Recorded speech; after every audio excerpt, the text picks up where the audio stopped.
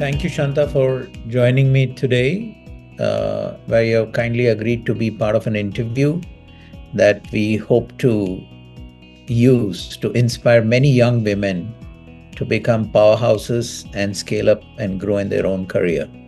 Right? You have been a trendsetter and an inspiration for many in the past company that you worked with, and also with our own employees. But we want to take the message to a larger audience. So thank you very much. Thank you, Ravi, for this opportunity. I always appreciate whenever TMI calls me. So it's truly my privilege to be here today. So thank you. So Shanta, you had a long and illustrious career over many years. Can you take us through some of those key highlights of those and how each of them have shaped your growth? I started my career as a telemarketing executive. I also had the opportunity to sell microwave ovens door to door.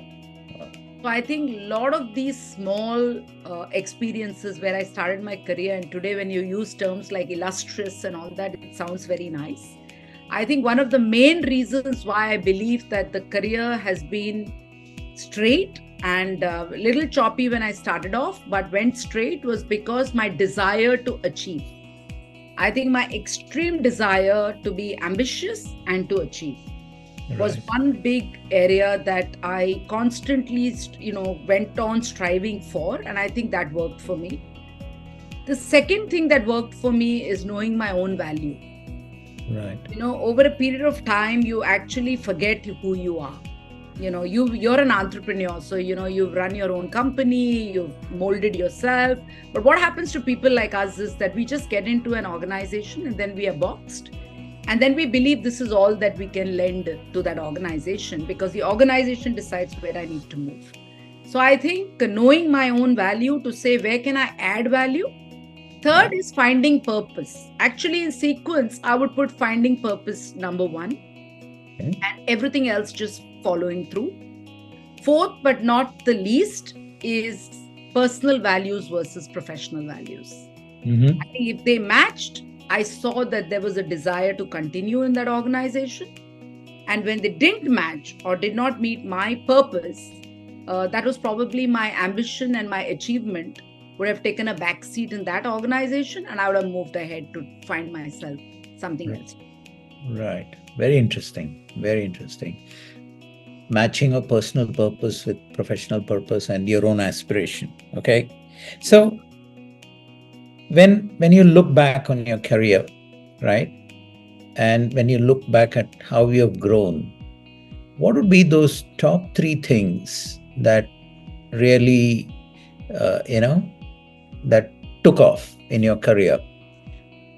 What did you invest in yourself, or like you said, you're ambitious, that you grab opportunities when they come the right way.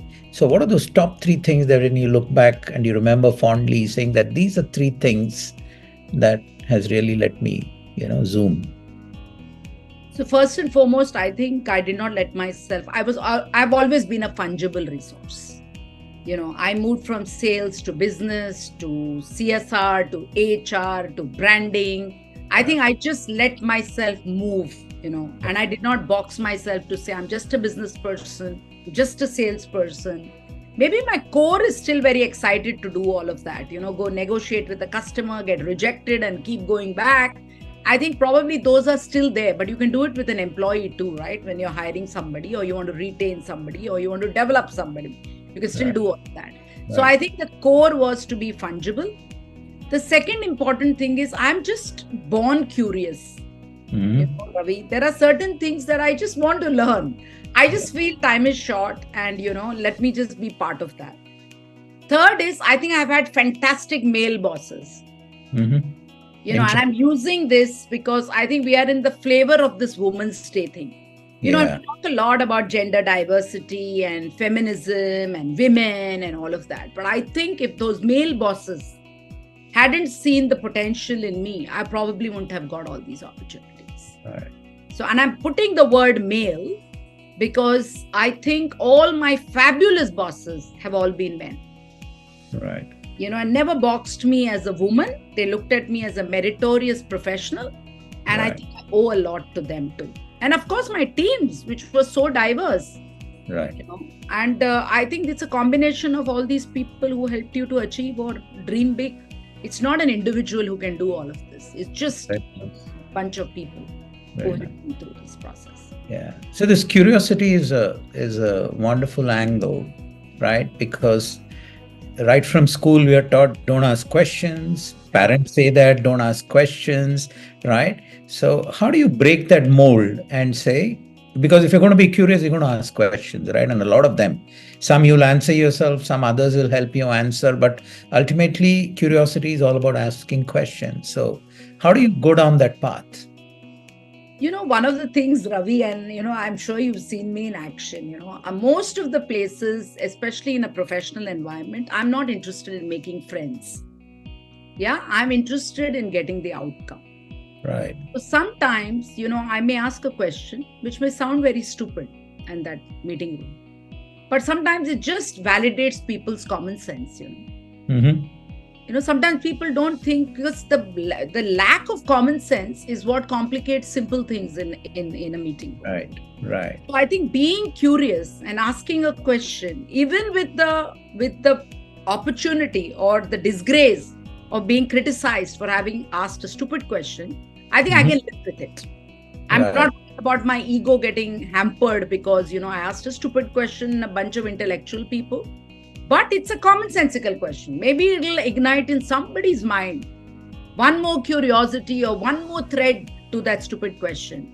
Right. And I may still be getting an answer for something probably which is unrelated in that room, but it'll probably connect me to something else. Because, people learn differently, Ravi. Right. Some people learn through books, some people learn through listening, some people learn through participation, some people learn through asking stupid questions.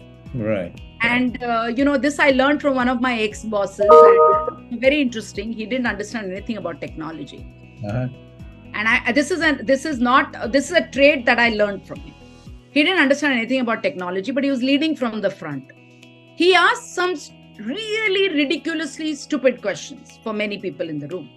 But when he asked those questions, see, a common person is not interested in your API, your tech stack, whatever you're doing behind the scenes. He's interested that I am a user. Tell me how can I do this stupid transaction or this specific transaction.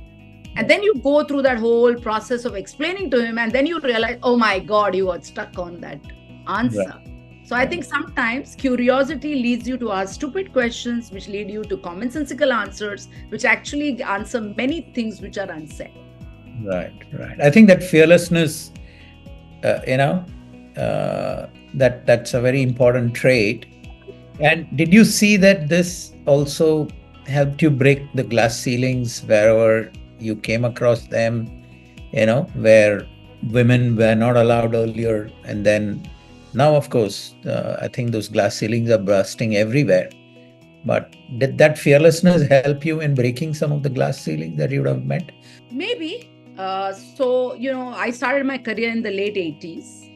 And, those days, everybody was an engineer and did an IIM, right? Most people in the 80s did that as a career option. Some others became teachers or bankers. And still others, in my time, there were many people who got married early. And so there were many things that I was already breaking away from the normal course of things. Right? I got married at 27, when all my peer group today are probably grandmothers.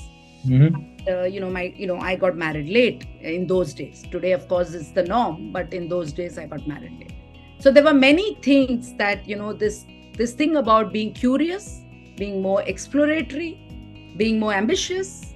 Yeah. I won't call it that I broke the glass ceilings. I think I grabbed every opportunity that could help me achieve my dreams. Right. So I was selfish. I may want to say that. I put myself in the center in a highly male-dominated environment. Right. And tried to make a mark, and probably that's what has worked for me. So, it's just worked for me. I won't say breaking a glass ceiling or whatever. Yeah, okay. Get that. Couple of more questions. So one is, what's the most transformative experience that you've had in your career? that, you were here and then you jump shifted? My most transformative was moving from business to CSR and HR. Yeah. I think it was completely enabler's role from a frontline role. I think that was my biggest transformation.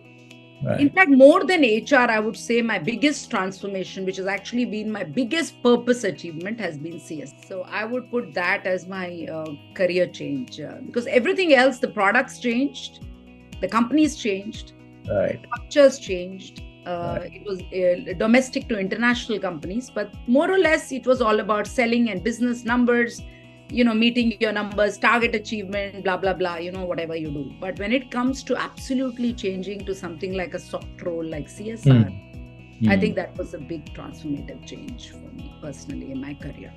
And I have no regrets of having done that, because that also gave me a purpose in my 50s, which I probably wouldn't have found had I just continued as a business head.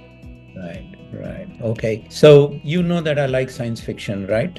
So I'm going to ask you a science fictionist question. I hope I can answer it for you. That's all. I don't like science fiction. Imagine that there is a today's Shanta allowed to go back in time to meet that Shanta of the 80s. What advice are you going to give yourself? The younger Shanta, so that you would have scaled up quicker or made it bigger or better. How we want to use this is, there are many young women out there today who are looking to grow big. We want to use some of your stories to inspire them. So what's the advice that you're going to give yourself? Imagine a younger self who is perhaps in today's world, because that younger self is in today's world, and you go back and give her, inputs. So what are you going to tell yourself? What advice? Foremost, I'm going to tell myself that continuous learning is important. Yeah. I think I would keep investing in learning. Probably that would be one of my bucket list items. Right. I would adapt to technology very, very quickly. And when I say technology, I mean usage of the end product, not about understanding what tech stacks are. Right. And that would be my second advice. The third advice to a woman is, you're in the best state of your life. Come on. When I started my career, there was no investor who was investing in us because we had gender equality. Right. Okay. Today, there is this whole talk about diversity, equity, inclusion. There is a Vishaka committee supporting you on POSH. Regulatorily, everything has been taken care of. Right. So what is it that you have to do? You just have to keep excelling in what you do. You don't have to make a mark for yourself to say, I'm a woman. Women today are definitely treated as equal. Right. The other good part is the spouses select your spouse carefully, is my very big advice, because I think today, if I compare with what you see internationally, all the men, especially the Indian men who go overseas, are also helping their wives in the kitchen. Train your husbands early. So that tomorrow, when you want to make a career and you may be ahead of the curve compared to your spouse, you should be prepared for it. And he should be prepared for it. Or she should be prepared for it, whoever it is at that point. And not just the young women, the young men as well. Yeah. And I think this is an opportunistic world. Be very, very fungible. As long as your professional and personal values are met and your purpose in life is clear. And have a retirement date, not what is given by the corporate, but what you think is the retirement age for yourself. Right. Thank you. I think that was wonderful advice to yourself. Some of it, I think you followed and, brought it to your own life purpose and the success that you have achieved. So thank you very much, Shanta, and really appreciate what you did for us. Thank you, Ravi. These opportunities are always good. And thank you to the entire team of TMI and Archana and everybody for having put this together. Thank you so much. Thanks a lot, Shanta.